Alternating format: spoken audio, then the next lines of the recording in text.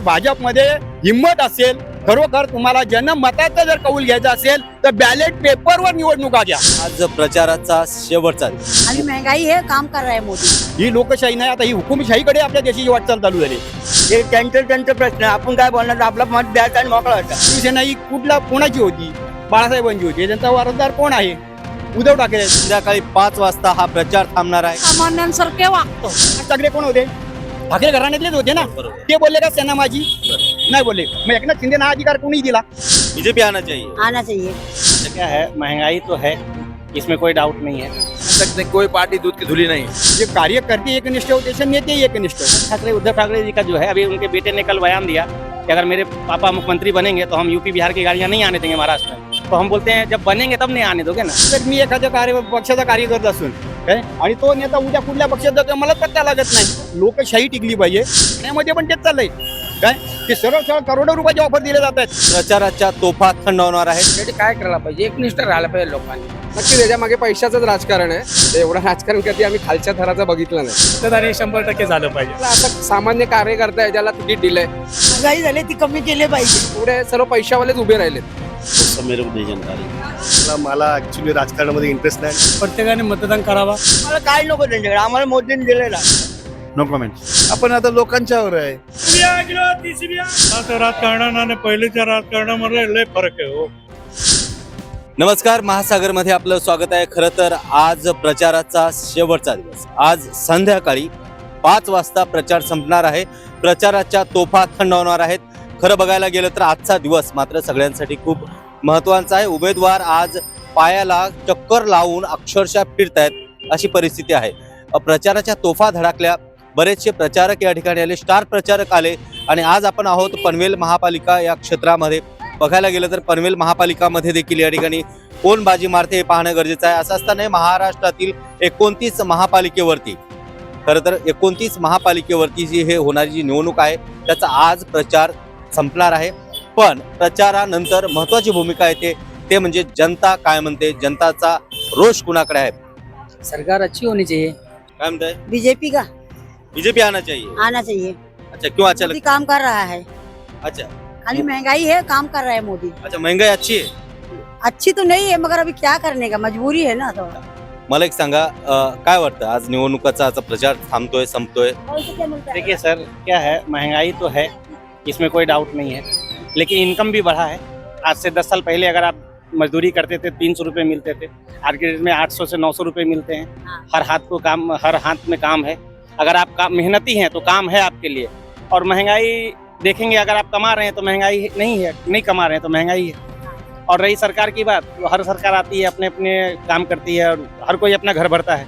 तो ऐसा कोई नहीं है कि जनता के लिए कोई बैठा हुआ है. आप कमाएंगे तभी खा पाएंगे. आपको क्या लगता है, यहाँ पे राज ठाकरे उद्धव ठाकरे एक जगह पे आए, इधर बीजेपी है, कोई नहीं, राज ठाकरे उद्धव ठाकरे जी का जो है, अभी उनके बेटे ने कल बयान दिया कि अगर मेरे पापा मुख्यमंत्री बनेंगे तो हम यूपी बिहार की गाड़ियां नहीं आने देंगे महाराष्ट्र में. तो हम बोलते हैं जब बनेंगे तब नहीं आने दोगे ना. तो पहले बनने तो दो. सही बात है. तो मतलब तुम पापा की पाँव तो पहले ही काट दे रहे हो नीचे. तो आप अपने पापा को ही नहीं आगे बढ़ने दोगे तो क्या होगा फिर. और रही मोदी जी की बात, तो मोदी को जेंट्स से ज्यादा लेडीज पसंद करती हैं. और जेंट्स हो सकता है घर के बाहर वो वोटिंग न करते हो, लेकिन लेडीज 100% वोट करती है. तो लेडीज जिसके साथ है तो उसके साथ तो वो जीतेगा ही. प्रचार का लास्ट है, सब चल रहा है, ठीक ठाक चल रहा है. और ऐसे उम्मीदवार आने चाहिए जो डेवलपमेंट का, जिससे मतलब हमारा पनवेल जो है और आगे बढ़े, तरक्की के रफ्तार को और आगे के लिए जो है सो. और यहाँ भाईचारगी तो बना है, लेकिन और इससे बेहतर हो और जो सबके लिए अच्छा हो. ऐसा चुन के आए व्यक्ति जो मतलब सबके लिए अच्छा काम करे, अच्छा ये करे बस. तो अभी हम ये नहीं कह सकते कोई पार्टी दूध की धुली नहीं है. आज या कांग्रेस को या बीजेपी को या जो भी जितनी सारी पार्टियां हैं ना हमारे इंडिया के अंदर, कोई पार्टी दूध की धुली नहीं है. जितनी सारी पार्टियां हैं ना, जब उसको जैसा मौका मिलता है वो वैसा करती है. तो पब्लिक को ये चाहिए कि हम पार्टी को भी ना देखें. पब्लिक को ये चाहिए कि ऐसा व्यक्ति को हम चुने जो हमारे बीच में रह करके काम करे. काम करने वाले आदमी को, जो जिस क्षेत्र का आदमी हो उस क्षेत्र में काम होना चाहिए. काम है, पार्टी इम्पोर्टेंट नहीं रखता है, मेन इम्पोर्टेंट काम रखता है. तो जो एरिया में काम हो उसको आदमी को आगे बढ़ाना. क्या कहना चाहोगे, काय म्हणताय? आता निवडणुकीचा शेवटचा दिवस आहे. तुम्ही तर खूप निवडणुका पाहिल्या असतील. आताचं जे राजकारण चाललंय त्या संदर्भात काय म्हणताय? आताचं राजकारण हे जे चाललंय आता जातीयवाद चाललाय, हिंदू मराठा हे मुस्लिम हे ज्या अशा प्रतिक्रिया चालल्या या खूप चुकीच्या आहेत. हे असं काही न करता काय जाती धर्म वगैरे हे तर न बघता काय सरळ आता विकासावर म्हणा काय किंवा एकदम खालच्या गरीबात गरीब लेवलची जी लोक आहेत त्यांचा विकास कसा होईल. म्हणजे उदाहरण द्यायचं झालं तर वीट भट्ट्यांवर कामं करतात, ऊसतोड करतात, त्या लोकांसाठी काहीतरी करा, चांगलं त्यांचा विकास करा. आता विकास हा फक्त असा वरच्या लेवलला दिसतोय, खालच्या लेवलला म्हणजे ग्राउंड लेवलला म्हणावं तेवढा ते नाहीये. विकास होत नाही. पण मला एक सांगा, आता ज्या पद्धतीने पक्ष पोडापोडी किंवा इकडचे कार्यकर्ते तिकडे जातात, त्या पक्षात त्यांना तिकीट भेटतं, त्या सगळ्या ज्या चालल्या म्हणजे निष्ठा नाहीच आहे. काय सांगा? निष्ठा राहिलेलीच नाही.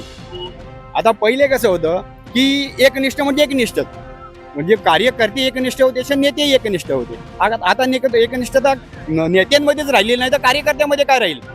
आज जर मी एखाद्या पक्षाचा कार्यकर्ता असून काय आणि तो नेता उद्या कुठल्या पक्षात जातो मला पत्ता लागत नाही, मग मी काय थांबायचं त्या ठिकाणी. तर ते खूप चुकीचं चाललेलं आहे काय. आणि पक्षीय राजकारण म्हणजे जे आता उदाहरण द्यायचं झालं तर आता उघडपणे बोलायचं झालं ते पण बरोबर नाही वाटत. पण हे आता जे पक्ष फोडाफोडी चालले, आज शिवसेना फोडली. शिवसेना ही कोणाची होती? बाळासाहेबांची होती. त्यांचा वारसदार कोण आहे? उद्धव ठाकरे आहेत. राष्ट्रवादी कोणाची होती? शरद पवारांची होती. त्यांचं वारसदार कोण आहे ते बघा. ते काही न बघता तुम्ही कोणालाही देताय. म्हणजे सुप्रीम कोर्टापासून सगळी तुमची मागणी आहे म्हणून हे चाललंय ना तुमचं. हे खूप चुकीचं आहे. हे असं होता कामा नाही. कोणीही सांगेल की सेना कोणाची. आजपर्यंत जेवढे नेते फुटले या पक्षांना त्या पक्षात गेले. उदाहरण द्यायचं झालं तुम्हाला तर मी राज ठाकरेंचं देईन. राज ठाकरे कोण होते? ठाकरे घराण्यातलेच होते ना. ते बोलले का सेना माझी? नाही बोलले. मग एकनाथ शिंदेना हा अधिकार कोणी दिला सेना माझी बोलण्याचा? भाजपनी दिला. हे चुकीचं आहे. ग्राउंड लेवल म्हणजे कार्यकर्त्यांची भूमिका बघा, मतदाराची भूमिका बघा आणि त्याच्यावर ठरवा. असं कोणी बोललं हे माझं ते माझं ते माझं चुकीचं आहे. बरं, आता मला एक सांगा, तुमचं हे लेवल तयार करा. बरोबर. आता मला एक सांगा, एक महत्वाचा मुद्दा आहे की आता ज्या पद्धतीने जे राजकारण चाललंय, पक्ष पोडापोडी, कार्यकर्ते, उद्याच्या पिढीवरती याचा काय परिणाम होईल? कारण आता गलिच्छ राजकारण चाललंय. उद्याच्या पिढीवर याचा परिणाम होणारच आहे. उद्याच्या पिढीवर काय आजच्याच पिढीवर हा परिणाम झालेला आहे. आजच हा परिणाम दिसतोय. कारण एकनिष्ठता ही राहिलेलीच नाही. आता कोण कुणाला मतदान करेल? आज मी तुमच्या बरोबर आहे पण मी तुम्हाला मत टाकेन का नाही त्या नेत्यालाही सांगता येणार नाही. खरोखर हा मला मत टाकेल का काय. त्यामुळे सगळं गलिच्छ झालेलं आहे.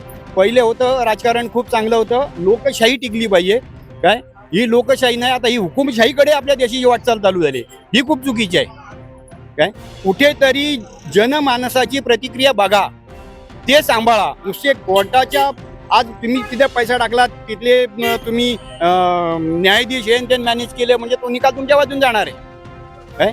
पण जनमानसामध्ये त्यांची प्रतिक्रिया बघा ती काय आहे ती काय, त्यांचाही विचार करा. मला एक सांगा, आता जवळपास 67 ते 68 नगरसेवक बिनविरोध निवडून आले. खूप चुकीचं आहे.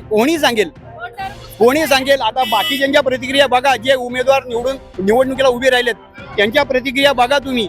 मनसे असो राष्ट्रवादी असो त्यांना मॅनेज केले जात आहेत. करोडो रुपयाची ऑफर दिली जाते. ठाण्यामध्ये पण तेच चाललंय काय. ते सरळ करोडो रुपयाची ऑफर दिले जात आहेत. हे कशासाठी? मग हे हुकुमशाहीकडे नाही का ही वाटचाल? लोकशाहीला का आहे का नाही?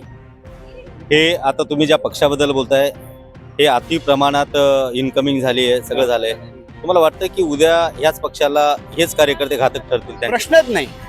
घातक ठरणारच. कारण आता जे पैसे देऊन तुमच्याकडे गेलेत ते उद्या तुमच्याबरोबर एकनिष्ठ राहतील कशावरून? आज इव्हन मी स्वतः बघितलेलं आहे की आपल्या देशाच्या पंतप्रधानांनी या अजित पवारांबद्दल एका जाहीर सभेमध्ये भाषण घेतलं. 70,000 कोटीचा त्यांनी सिंचन घोटाळा केलाय म्हणून. 2 दिवसांनी बघतोय सरळ अजित पवार भाजप बरोबर. आणि विशेष म्हणजे तुम्ही 70,000 कोटीचा घोटाळा केला म्हणून त्यांच्यावर आरोप लावताय. गाडीवर पुरावे आमच्याकडे आहेत म्हणून दाखवताय काय. त्यांना तुमच्या पक्षामध्ये पाठिंबा घेत आहे. ऑलरेडी तुमची सेटल होती, सत्ता सेटल होती बरोबर आहे. एकनाथ शिंदेबरोबर तुमची सत्ता सेटल होती. मग त्यांना तुमच्याबरोबर घ्यायची गरज काय होती? बरं घेतलीच तर घेतलं. त्यांना उपमुख्यमंत्री पद दिलं त्यांना राज्याचं अर्थमंत्रीपद दिलं. म्हणजे अर्थमंत्री ह्या नाड्या तुम्ही महाराष्ट्राच्या त्यांच्या हातात देताय. कोणत्या बेसवर देताय? म्हणजे एक बाजूनी सांगायचं की घोटाळा केलाय 70,000 कोटीचा आणि एक बाजूनी सरळ तुम्ही राज्याची आर्थिक नाडी त्यांच्या हातामध्ये देताय. उद्या करणार नाही कशावरून ते घोटाळे? का नाही करणार ते? एक बाजूने असं म्हणायचं की नाही नाही नाही आम्ही इव्हन तुम्ही यांची ही हे बघितलेली असेल, स्टेटमेंट बघितलेली असेल आपल्या मुख्यमंत्र्यांची की अजित पवारांना एक जात बरोबर घेणार नाही नाही नाही असं ते बोललेले आहेत. मग ते कुठं गेलं? म्हणजे तुम्हाला वाटतं का की आता नाही अगदी मला एक सांगा, हे सगळं जनतेने पाहिलं होतं, तुम्ही जे म्हणता हे सगळं जनतेने पाहिलं, मग जनता ही विसरली का? कोण विसरत नाही, कोणी विसरत नाही. जर सरकारमध्ये भाजपमध्ये हिंमत असेल, खरोखर तुम्हाला जनमताचा जर कौल घ्यायचा असेल तर बॅलेट पेपरवर निवडणुका घ्या आणि खरोखर त्यातून तुम्ही निवडून या आणि मग जनताही तुम्हाला मानेल का खरोखर बॅलेट पेपरवर तुम्ही निवडून आले तर खरोखर तुमची उभा जनमानसात हे आहे म्हणून अस्तित्व तुमचं आहे. अगदी आपण पाहतो की या ठिकाणी एक मतदार राजा आपलं मत व्यक्त करताना या ठिकाणी दिसतोय. खरं तर महासागरच्या माध्यमातून मतदार राजांच्या प्रतिक्रिया आज आम्ही घेतोय.